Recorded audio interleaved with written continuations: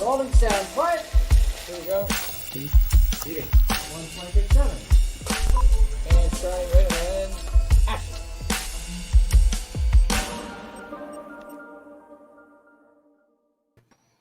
Welcome, everybody, to the Lone Star Film Festival, one of our film talks. It's great to have you. My name's Tom Provost. I'm a filmmaker and a graduate professor of screenwriting in Los Angeles, but I'm a native Texan, so I'm okay. And once a Texan, always a Texan, right? I'm really excited this afternoon. We have a lot of documentaries, and I personally love documentaries, and I'm in love with the movie that we're about to talk about, A Better Way. If you haven't seen it yet, I encourage you to please watch it. And we have the director here, Clay Vaughan. Clay, introduce yourself, and then we will dive in. Awesome. Thanks, Tom. Well, I'm really honored to be here. So I am the director and producer of A Better Way, and I run an agency and production company in Houston, Texas, and partnered up with a good friend of mine, Dr. Tabor Smith, to make this film. And I'm just so honored that you guys have chosen to watch it. And if you haven't watched it yet, I highly encourage it. So I highly encourage it as well. I really do. We'll get into the specifics of the movie in a second because I'm dying to talk about it. But as a documentary fan, documentaries take a long time. They take a lot of passion. They take a lot of work, and they make no money. So what inspired you or caused you to have the passion to do this project? Yeah, thanks for sharing. So when I was, so it was back in 2014. I'm not going to give away my age here, but in 2014, I had a really bad snowboarding accident, and it put me on a pretty rough downward spiral health-wise, and I almost lost my life on numerous occasions. And all that to say, as I walked through that journey, as I'm sure many of you guys have, I was made aware of more than just medicine as an option to find healing. And so through that journey, I was connected to honestly nutrition. I didn't grow up knowing anything really about nutrition outside of don't go to McDonald's. And so I was introduced to a nutritionist, and I found through kind of a web of people, I was introduced to Dr. Smith. And so it's been a fantastic journey, and I'm alive because of this journey. So that's why it's ultimately been the biggest passion, and why I was willing to commit so much money and so much time over the past 3 years to produce this film. So excellent. Yeah. And so for those who are hopefully going to watch it, Better Way is about a number of health crises that are going on in our country, including pharmaceuticals and opioids, pardon me. You open the movie with a statistic that shocked me. And I want to look over here and get it right, that the USA has 5% of the population of the world, and we use 50% of the pharmaceuticals in the world. I mean, it's jaw-dropping. Can you talk about that just a little bit? Yeah. So as an agency owner, as a marketing agency owner, I've had the privilege of working with many different industries, many different businesses over the years, one of which being in the medical space, which is specifically tied to pharmaceuticals. And so that actually exposed this narrative that I could follow and ultimately find facts to support, which is frankly that the reason we consume so much medicine is simply because we're marketed that medicine.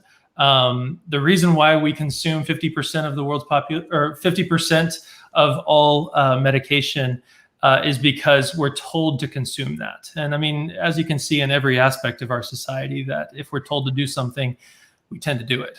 So, and yet we don't need it, right? We do not need it most of the time. Yes. So, and I loved how you pointed out that 1/5 of our gross domestic product is being spent on illness, as you say, and that if all of that went away, so many people who make a lot of money would collapse. They wouldn't make money. So, I mean, am I safe in saying that one of the big roots of this problem is simply money?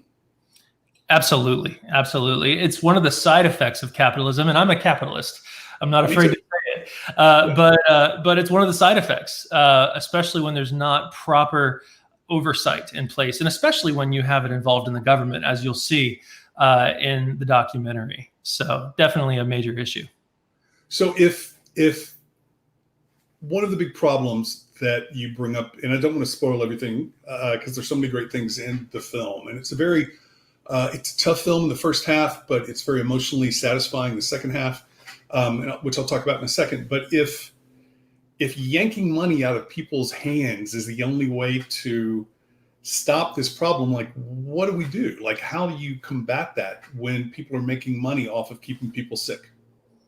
Well, I mean, it's just the age-old problem of bad people tend to make a lot of money, so when it comes to the problem at hand, it's not necessarily a desire to yank money out of people's hands. It's a desire to make sure that they're not getting overpaid for what they're doing, and make sure that the money is going to the right areas. I mean, like you said, Tom, I don't want to spoil the movie, but there's a lot of different outlets for people to find healing, and I'm not just talking about the energy aspect. I'm talking about real, tangible healing that is not just ignored, but actually suppressed. And if you were to kind of evenly spread that out, because we never make the claim that Western medicine is bad. What we're pointing out is that there's a serious problem that has to be addressed. I know the world is very polarized right now, but we're not trying to polarize. We're trying to bring to light information of areas that we need to work on. Yeah. And so if we're talking about a solution here, the solution is to make sure that the good people who want to help are not being suppressed because of corporate greed. And that's what we're running into right now. Yeah. So. Like, I was shocked in the movie when you started talking about and illuminating and giving amazing facts to the fact that kind of the Western medical world very specifically was suppressing and making fun of and trying to make people think chiropractic and if I'm saying that right, and more non-traditional approaches to illness were bad. That was very surprising. Well, it shouldn't be surprising to me. I grew up in a family of doctors, and I was raised to think chiropractors were quacks. And I go to one now, right? And it has made a huge difference in my life. So I want to point out something, Tom, if it's okay. So you mentioned traditional medicine.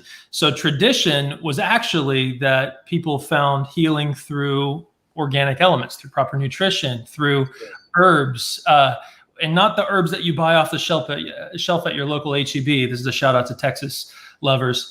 But it's the people that are producing high nutrition herbal supplements that people used to use that as their way for healing. They never popped a pill. That didn't start till the Rockefeller era. So traditional is actually what we're pushing right now. Traditional is simply what has been done for the past 6,000 plus years. Yeah. That's so I point that out. No, it's a great point. And one of my favorite movies is Rosemary's Baby. And that movie takes place in the 60s when this shift had occurred.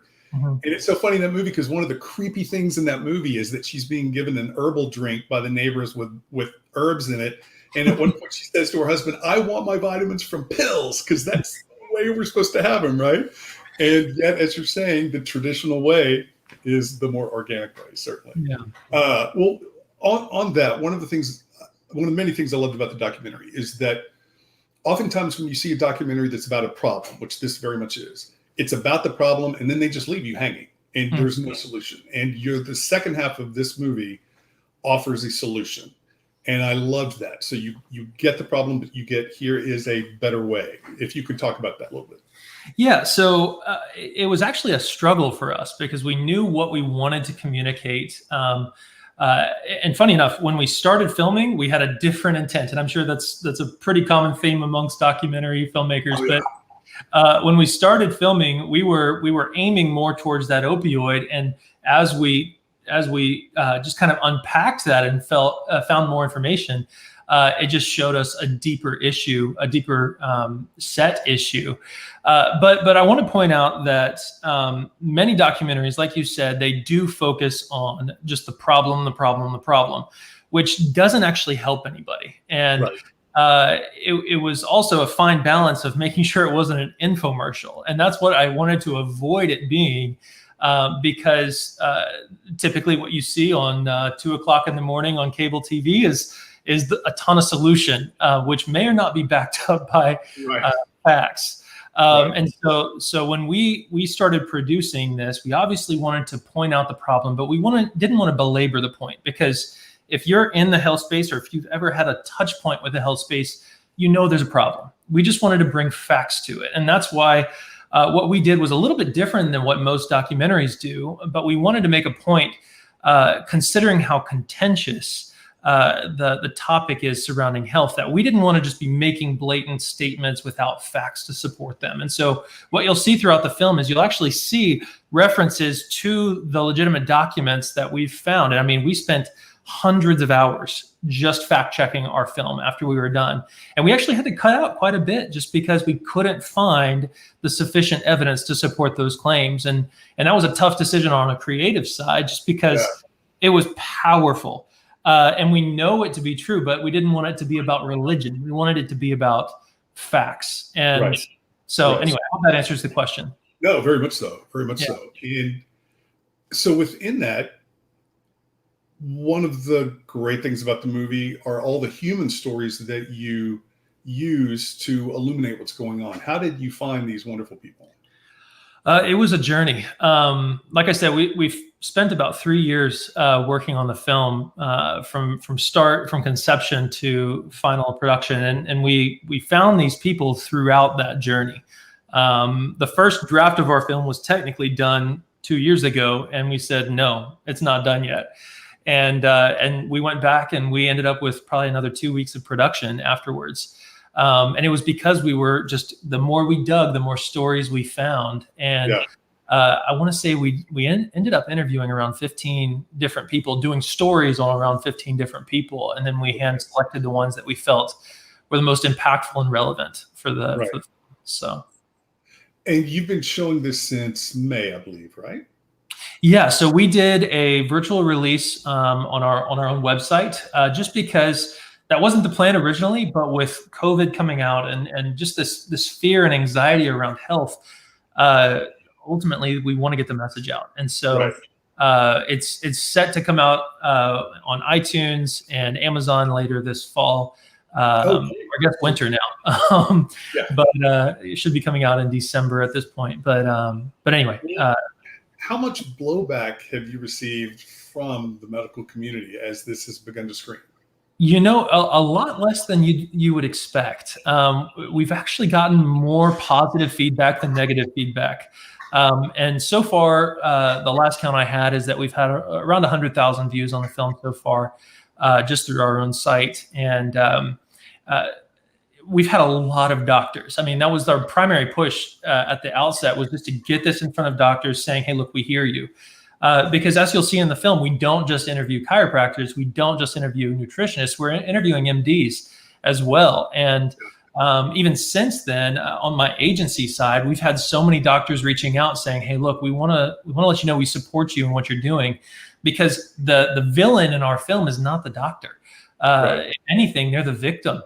And they've been forced due to insurance and government mandates and lawsuits and all that kind of stuff. They've been forced into this pharmaceutical bubble, and if they step out, then they're done for. Their career's over.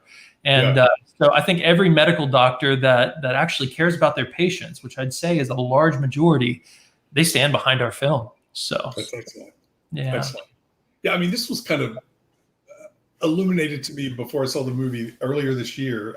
My right arm is kind of my Achilles heel. It messes up all the time, and I was having another surgery on it, and I'm 50-ish. And so when you have surgery, like at least 10 times, somebody has to take your health history. And when they would all say, what medicines are you on? I was like, I'm not on any. And every single person looked at me like, and they would say, how can you not be on medicine at your age? And I was like, well, I'm choosing not to. Like, I don't need it, right? Yeah. But it was just amazing how shocked each healthcare professional was that I wasn't on, like, as you were showing in the movie, like 21 meds or 21 pills, vitamins or something. How was it exploring the pharmaceutical side? Yeah, so I mean, I have a personal connection to that. That snowboarding injury that I mentioned earlier. that exposed a genetic defect in me called factor V Leiden, which required them to put me on blood thinners for the rest of my life. I'll give away my age now that those who have continued to watch have committed. So I was roughly 24, and I was having blood clot after blood clot after blood clot, and I was on more blood thinners than an 80-year-old. I was on 10 times the amount of blood thinners that an 80-year-old normally has. Wow. And they put a stent in me, and it was not because I was getting blood clots. It was because of the risk of blood clots. And I made the mistake of putting 100% of my faith and trust in the medical system, and it destroyed me. I mean, I had more blood clots after I got on blood thinners than I did before. Wow. And so as a result, when we're talking about medicine and medication, I mean, at 24 years old, they were trying to get me hooked to it. And it wasn't the doctor's fault. My hematologist is amazing. But whenever I got off those meds, she had to advise me not to get off them, because obviously she'd be liable. So I went to a nutritionist, and I got on supplements, on fish oil and more natural things. And I got off those medications, haven't had a blood clot since. And not to mention the fact that I ended up going to the doctor when my son was born, and they were like, "Hey, why aren't you taking your blood thinners? Don't you care about your family?" I was like, what? It's just ingrained in our society to think that if you aren't on medication, you're going to die. If anything, it's the exact opposite. And I mean, that's one of the things that the movie makes so painfully clear, is how often the medicines that we're put on actually harm us. And one of the many very moving stories was the very young boy who kept having seizures. And the way that, I won't say, but the way that pans out is pretty wonderful. So, and again, illuminating of everything that's going on. Well, what's next for you? After 3 years of this, what comes next? So we've actually already started pre-production on one, and we've started production on another documentary, because we've had such positive feedback. And I'm not going to give away too much, but it has a lot to do with birth and just babies in general. And so we're excited to produce that. And so our production side of our company is just blown up because of the positive response and people requesting us to produce documentaries with them. So excellent. All right. And it's a betterwayfilm.com, right? Correct. Your website. Okay. Yes. But for those with the film festival, I encourage you to check this movie out. It is tough at first, but very moving and very uplifting by the end. And Clay, you just did a great job with it. And we're really pleased that you let us have your film in the festival. Yeah, thank you for allowing us to be a part. We hope a lot of people will have changed lives as a result. I definitely think that's going to happen through all the people that see it. So thank you very much. Wonderful. Absolutely.